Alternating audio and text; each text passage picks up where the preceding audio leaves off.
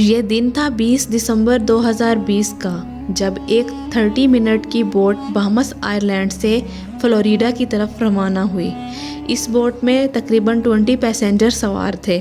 اس boat میں بہامس کا سفر فلوریڈا تک پہلے بھی کئی دفعہ کیا تھا، اسی وجہ سے یہ سفر ان کے لیے بالکل نارمل تھا۔ لیکن بیچ سمندر میں اس بوٹ کے ساتھ آخر کیا واقعہ رونما ہوا تھا؟ ان کو سمندر نگل گیا یا پھر کسی حادثے کا شکار ہو گئے؟ اگر کوئی انفارمیشن تھی تو وہ یہ تھی کہ یہ بوٹ بہامس آئلینڈ سے بالکل ٹھیک حالت میں نکلی تھی۔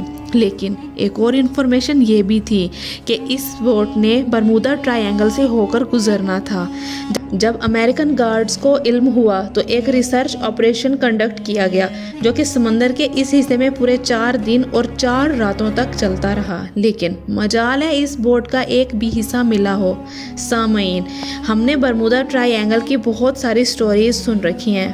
برمودا ٹرائی اینگل سمندر کا ایک بہت بڑا حصہ ہے جو اصل میں اٹلانٹک اوشن میں پایا جاتا ہے۔ ایک اور اہم بات، یہ ٹرائی اینگل فلوریڈا سے برمودا آئلینڈ اور برمودا آئلینڈ سے پیوئرٹو سے دوبارہ فلوریڈا پر ختم ہو جاتا ہے۔ اس بننے والے ٹرائی اینگل کا ایریا تقریباً 8 لاکھ اسکوائر کلومیٹر کے برابر ہے، یعنی کہ یہ ٹرائی اینگل پاکستان اور ترکی سے بھی بڑا ہے۔ اس کو کبھی برمودا ٹرائی اینگل اور کبھی ڈیولز ٹرائی اینگل بھی کہا جاتا ہے۔ یہ ٹرائی اینگل اپنے مسٹیریس فینومینا کی وجہ سے بہت مشہور ہے۔ یہاں سے گزرتے وقت شپس اور ایروپلین کا رابطہ ایئر بیس سے منقطع ہو جاتا ہے اور ہمیشہ کے لیے وہاں سے چیز غائب ہو جاتی ہے۔ ابھی تک شپس اور پلینز کی بہت بڑی تعداد یہاں سے گم ہو چکی ہے، جن کا آج تک کوئی بھی سراغ نہیں لگایا جا سکا۔ ہاں، آج تک صرف چند شپس اور پلین کا ملبہ ریسرچرز کو ملا ہے، لیکن وہ بھی اس جگہ سے نہیں جہاں سے گم ہوئے تھے اور آخری بار رڈار پہ شو ہوئے تھے، جبکہ دوسروں کا تو نہ ملبہ ملا ہے اور نہ ہی ان کے اندر موجود لوگوں کا آج تک کسی کو پتہ چل سکا ہے۔ سمندر کے اس حصے میں طاقتور وارٹیکس پایا جاتا ہے یا پھر سی مانسٹر یا کوئی ایلینز کا بسیرا ہے۔ آخر برمودا ٹرائی اینگل میں کچھ تو ایب نارمل موجود ہے، جس کی وجہ سے نہ تو یہ بڑی کارگو شپس کو چھوڑتا ہے، نہ ہی کسی جہاز کو۔ ایکچوئل ریزن سائنسدانوں کو آخرکار مل چکا ہے۔ یہ معاملہ شروع ہوا تھا 1945 میں، جب یو ایس نیوی کے 5 ٹارپیڈو بمبر ایئر کرافٹس ایک مشن پر نکلے تھے۔ ان 5 ایئر کرافٹس میں بیٹھے 14 لوگوں کے لیے یہ بالکل روٹین پریکٹس تھی۔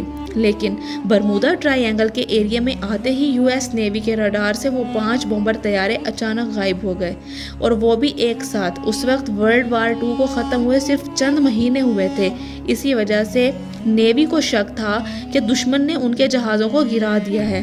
ان کی تلاش میں ایک اور نیوی ایئر کرافٹ بھیجا گیا، لیکن حیرت انگیز طور پر وہ ایئر کرافٹ بھی برمودا ٹرائی اینگل کے ایریا میں پہنچتے ہی غائب ہو گیا، رڈار سے بالکل غائب ہو گیا۔ اس طرح آج تک نہ ان 5 بمبر اور نہ ہی ریسکیو جہاز کا پتہ چل سکا ہے۔ یہی وہ واقعہ تھا جس کی وجہ سے دنیا بھر میں برمودا ٹرائی اینگل کو خوف کی نگاہوں سے دیکھا جانے لگا۔ لیکن اس واقعے سے تقریباً 10 سال پہلے کچھ ایسا ہی ایک اور واقعہ جہاز میں ہوا تھا، لیکن خوش قسمتی سے وہ اپنی جان بچانے میں کامیاب ہو گئے تھے۔ 19 سالہ ٹوئنز جارج اور ڈیوڈ امریکن نیوی میں آفیسرز تھے۔ اچانک ان کو اپنے والد کی موت کی خبر ملی تو ان کو ایک پرائیویٹ ایئر کرافٹ میں اپنے گھر جانا پڑا۔ ابھی جہاز کو برمودا ٹرائی اینگل کے اوپر آئے 20 منٹ گزرے تھے۔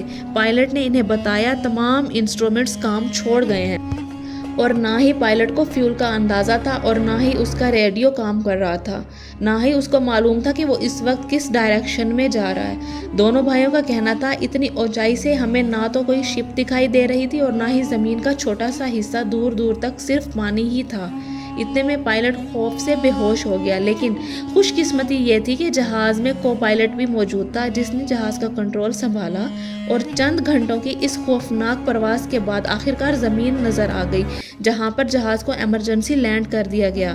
کئی سال بعد جب برمودا ٹرائی اینگل اپنے مسٹیریس واقعات کی وجہ سے مشہور ہوا، تب ان دونوں بھائیوں کو پتہ چلا کہ یہ خود اس چیز کا شکار ہوئے تھے۔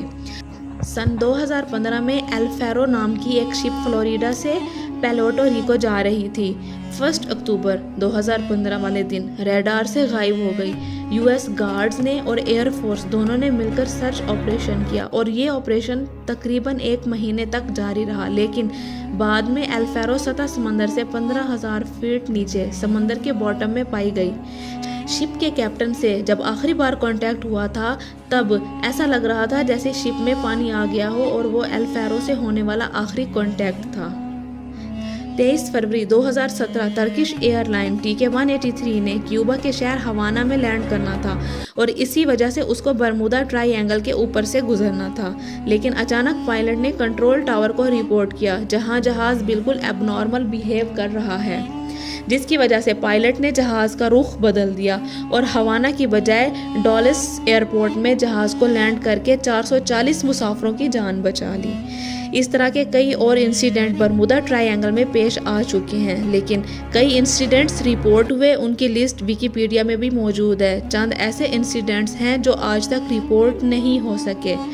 सामीन, बरमूदा ट्रायंगल के रोंगटे खड़े कर देने वाली मिस्ट्रीज पर नए वाक़ये के बाद एक बार फिर से लोगों के दिलों में खौफ ताज़ा कर देती है और हर बार की तरह इस मिस्ट्री का जवाब देने के लिए साइंसदानों की खोज शुरू हो जाती है। लेकिन इस बार साइंसदानों ने ऐसे ठोस सबूत तलाश किए हैं जिससे जाहिर होता है कि शायद अब ये मिस्ट्री सॉल्व हो चुकी है। यूनिवर्सिटी ऑफ कोलोराडो ताल्लुक़ रखने वाली एक अमेरिकन साइंसदानों की टीम ने सैटेलाइट से बरमूदा ट्रायंगल की कड़ी जांच पड़ताल की, जिसमें इनको कुछ ऐसा देखने को मिला जो शायद ही आज से पहले किसी ने नहीं देखा था। उन्होंने नोटिस किया कि बरमूदा ट्रायंगल के ऊपर कुछ ऐसे क्लाउड्स बन रहे हैं जो ना ही स्क्वायर हैं और ना ही सर्कल, बल्कि क्लाउड्स हेक्सॉन की शक्ल में हैं। इनका साइज़ 88 किलोमीटर जितना बड़ा होता है।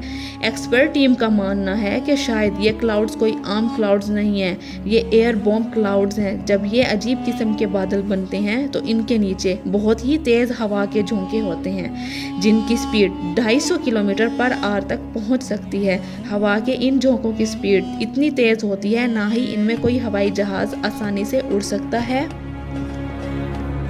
और इनकी वजह से पानी में जो लहरें पैदा होती हैं ना ही बड़ी से बड़ी कोई शिप तैर सकती है। साइंसदानों का कहना है कि शायद बरमूदा ट्रायंगल में होने वाले हादसात की बड़ी वजह ये भी हो सकती है। उम्मीद है मेरी आज की वीडियो आपको पसंद आई होगी। अपनी राय का इजहार कमेंट बॉक्स में लाजमी कीजिएगा। Thank you.